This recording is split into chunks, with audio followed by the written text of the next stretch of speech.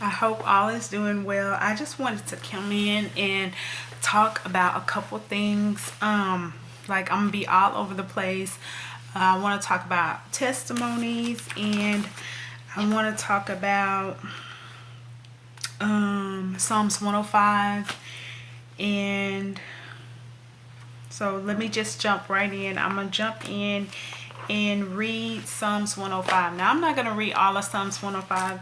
It is a very long chapter. It has 45 verses in this chapter. But it talks about the faithfulness that the Lord has towards his people. And it says, "Oh, give thanks unto the Lord, call upon his name, make known his deeds among the people." And I'm going to stop right there because the Lord has really been dealing with me about testimonies. Like, tell your testimonies, tell what the Lord has brought you out of and help you get through and overcome. So I'm going to do that. But that was just a confirmation when he told me to go to Psalms 105. It also says, verse 2, "Sing unto him, sing psalms unto him. Talk ye of all his wondrous works." Verse 3, "Glory ye in his holy name. Let the heart of them rejoice that seek the Lord." Verse 4, "Seek the Lord in his strength. Seek his face evermore." Verse 5, "Remember his marvelous works that he has done, his wonders and the judgments of his mouth." Okay, and it goes on and talks just about how God has been faithful before generations. It even mentions Abraham and his children, Jacob and his chosen ones, and it's saying how the Lord is faithful through generations and generations, right? And so I just wanted to really encourage someone to let you know that the Lord is faithful, and whatever he is telling you, like the promises that he's talking to you about and the things that he's telling you that he's going to help you with, he's going to do it. So I just really wanted to just give you a tool, which is his word. So Psalms 105 is awesome. Okay, it's long though, you guys, like 45 verses. But I wanted to also talk about obedience. So oh my God, I don't know how long this has been. It's been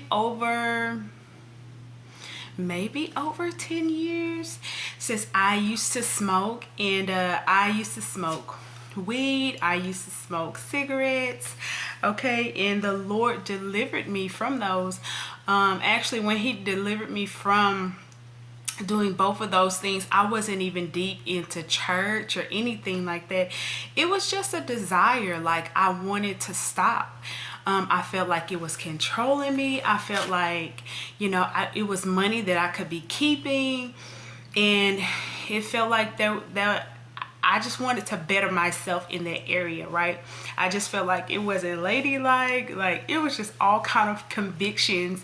Like I said, even though I wasn't where I am where I am now in the Lord, but I still just felt like I should just stop, just quit. And as I was obedient to that, like, desire that I had, was really the Lord putting that desire in me, right?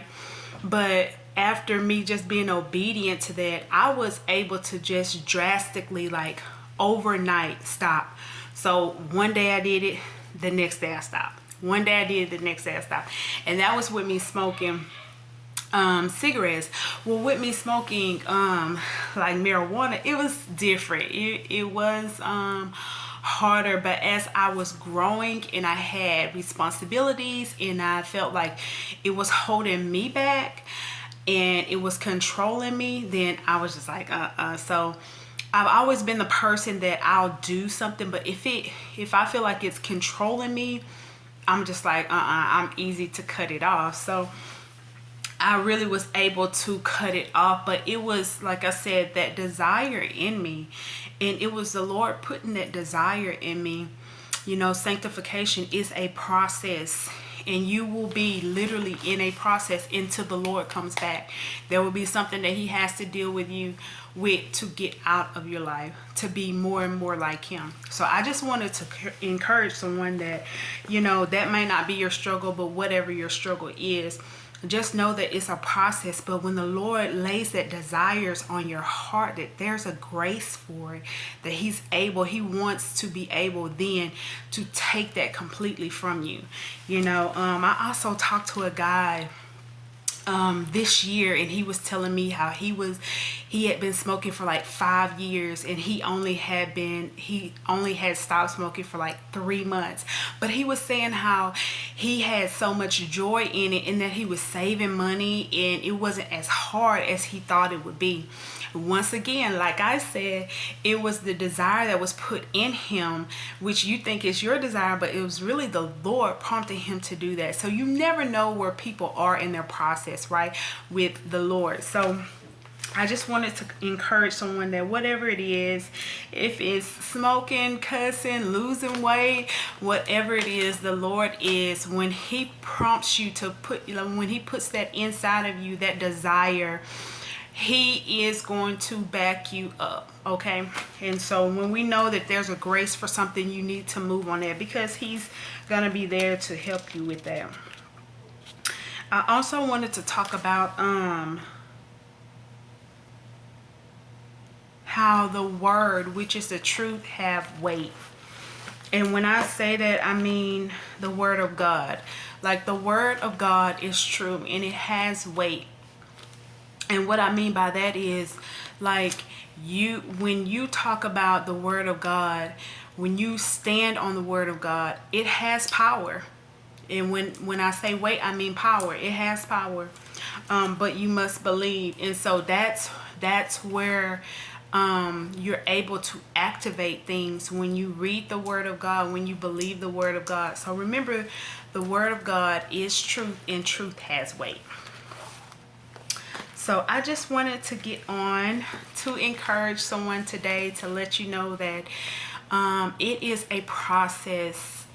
How you want to live and how you want to inner work on yourself is a process. So give yourself grace, that, you know, even though you don't have it all figured out now, everything is not perfect, but give yourself grace and think about the things that you have been able to accomplish, the things that you have been able to do, knowing that the Lord is with you, and he will be able to like help you through whatever your next process is. Okay, guys, well, I hope you guys are having a blessed day on this holiday day, and remember, we're blessed.